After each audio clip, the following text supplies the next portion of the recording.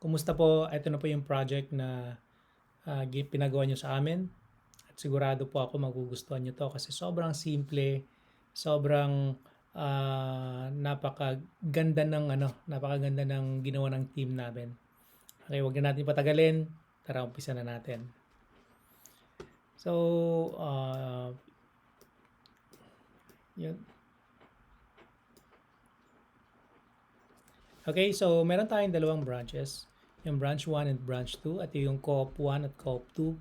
At lahat ng data na pumapasok dito sa branch 1 at branch 2 ay nilagay natin sa isang dashboard. Ito yung tinatawag naming CEO dashboard.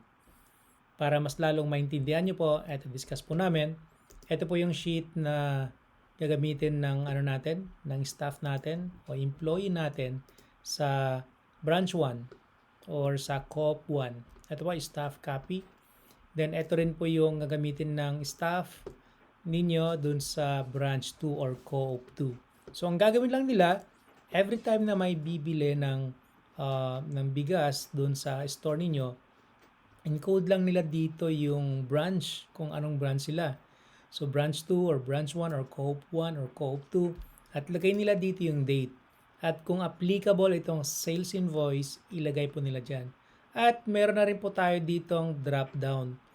Palakihin natin para mas lalo natin makita. Yan. So nandito na rin yung drop down.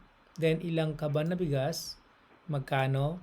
Kung namimigay po kayo ng discount, ilagay po natin dyan kasi part po yan ng expenses natin. Pero kapag wala namang discount, pwede nyo ilagay na 0. At yung total amount, at take note mo ma'am, sobrang laki po nito kasi wala po akong data na maisip. Kaya kahit ano na lang pwede kong ilagay dyan kasi for demo purpose lang naman. Okay, so eto lang po ma'am yung kailangan nilang sagutan. Sobrang simple lang. Yung date, sales invoice, yung product, ilang quantity, ilang kaban na bigas, magkano, kung may discount o wala. At eto, naka-automate na to. Actually, eto lang naman yung fill upan nila. At wala nang iba. Okay, dito sa part na to. And then, meron din order range kung gusto nilang makita. Eto ma'am, nasa inyo kung gusto nyong ipatanggal ito, kung ayaw nyong makita ito ng staff ninyo. Pero I do suggest na wag na lang. Kasi may mga time kasi yung staff natin gusto din nila makita kung magkano yung sales nila nung last week, nung kahapon, ngayong araw. Para at least ma-check nila kung magkano yung cash nila ngayon. Para ma-check nila pagka nagbigay sila ng cash sa inyo, at least dito ma-verify nila. Like example, gusto nilang malaman yung sales from July 1 to July 31. So ayan. So dapat yung cash nila ay nasa 300,430. Or kung gusto nila makita from August to present 15. So yan, ayan po yung mga nabenta nila. So meron silang cash na 159,480 para sa 23 na kaban na bigas. Okay, pagdating naman sa inventory, ito po kailangan po nilang bilangin kung magkano yung kaban na bigas na nandun sa kanila ngayon. So kasi kailangan natin i-consider po yun kung ilang kaban yung nandun sa kanila. At dito, meron nakalagay dito ng stocks received. Ilalagay po nila dito sa dito, stocks in. Kasi dito pwede na ilagay yung date at yung ilang kaban ang dumating. Let's say, ang date ngayon ay August 15. Si si Hasmin, let's say 10 na kaban na bigas. Then pagdating dito, N na. Automatic na yun. Maglagay tayo kay malagkit na 8. Let's say 8 na kaban na bigas. Ayun po, automatic na yan. And then, eto, tuwing input po nila ng details, order details dito, automatic na rin na mapupunta rito sa my inventory.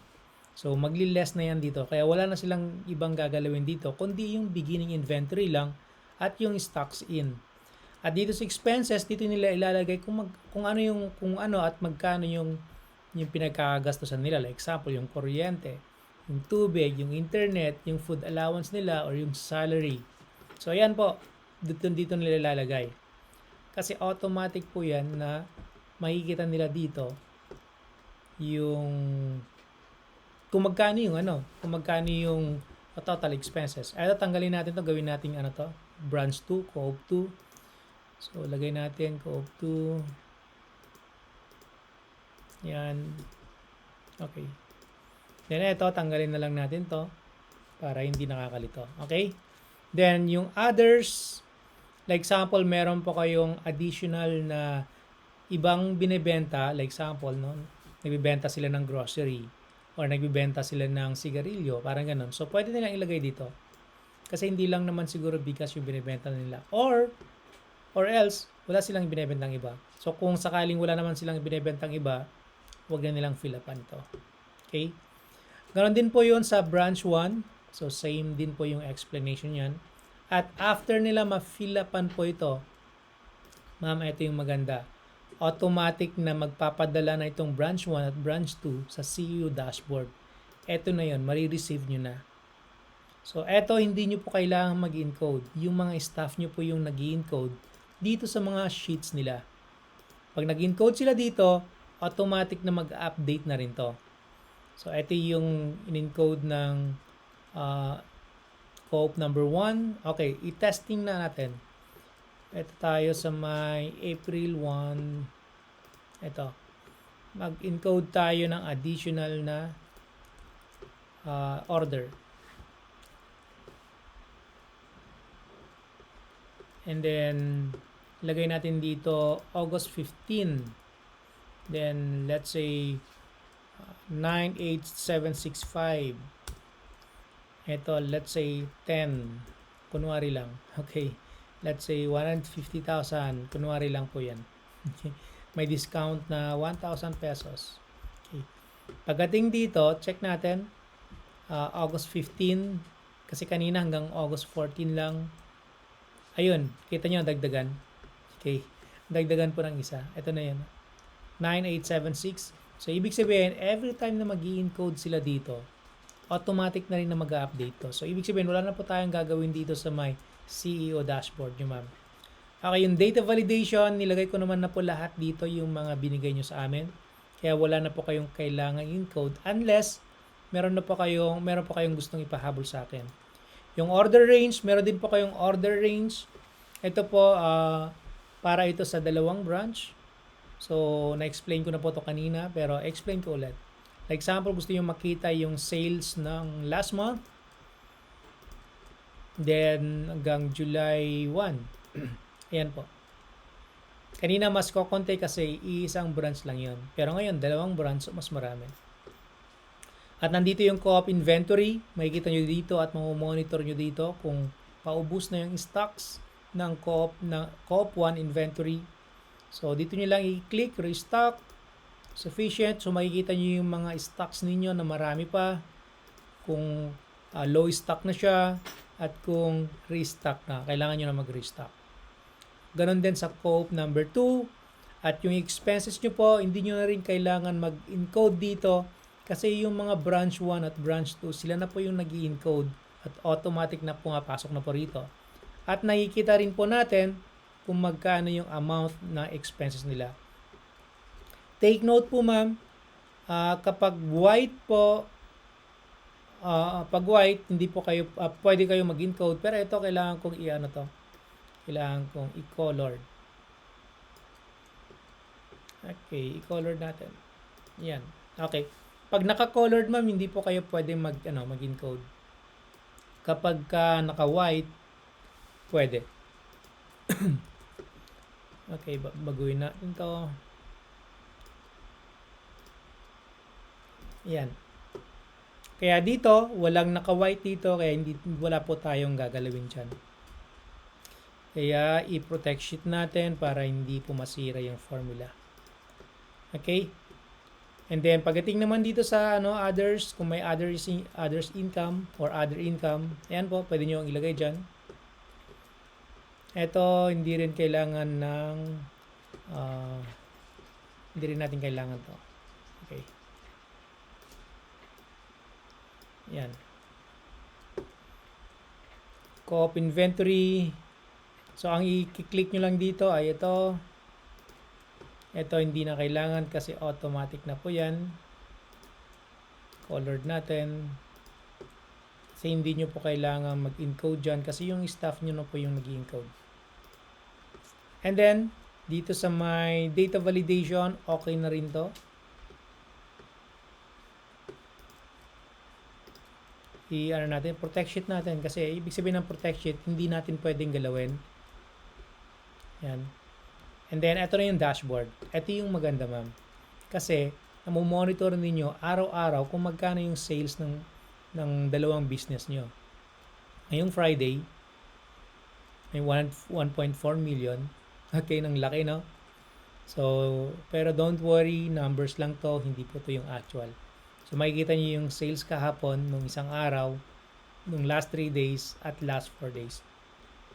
Makikita nyo rin dito yung top selling na product ninyo, kung magkano yung sales ng bawat product, magkano yung, ilan yung quantity, ano yung top 1, top 2, top 3, hanggang top 10. Then dito, makikita nyo rito yung sales ng bawat branch. So, yung sa Co-op 1, mayroong 999,000. Depende po ito sa date na gusto nyo iset. August 1 to August 31 yan. So, pwede nyo palitan. So, ito yung total discount, yung total amount, ilang kaban na bigas, other income kung mayroon, yung expenses, at yung profit ng company. And then, karon din sa Co-op number 2, at yung dalawang business nyo po, andito na po yung profit niyo. So, dito ma'am, kung dati hindi nyo po nalalaman kung magkano yung kinikita ninyo, dito po isang tingin lang, alam nyo na agad na meron kayong kinikita or negative po kayo. Dito naman yung graph, dito nyo makikita yung sales nyo for the last 5 months. This month, 2.4, last month, 600, last 2 months, 1 million, last 3 months, 500, then last 4 months, 1 million. So, ibig sabihin, monitor nyo po kung pababa yung sales trend or pataas yung sales trend. So, yun nga ma'am, eto na po yun. So, natapos na po namin yung demo and alam ko matutuwa po kayo dito kasi sobrang simple na itong ginawa namin na hindi nyo kailangan maging expert sa computer para makita o ma-check yung mga data na nangyayari sa mga business nyo po. So, yun ma'am, maraming salamat and God bless. Kung meron pa kayong gustong ipagawa, i-message nyo lang po kami para matulungan namin kayo kung paano namin ma-automate yung business ninyo. So, maraming salamat and God bless.